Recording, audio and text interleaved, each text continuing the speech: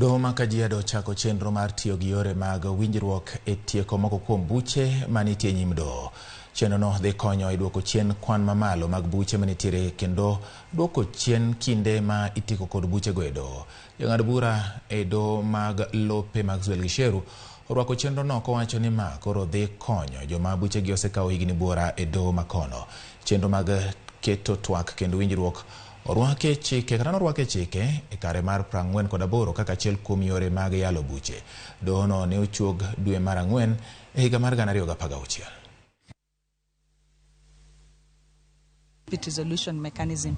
So the cases that we will be sending there under the cases of civil nature, what we call in Kiswahili cases za madai. Then we also have succession cases for probate and administration. We have children cases that can also go to mediation. Civil environment and land cases, cases from the employment and labor-related matters can also go to mediation.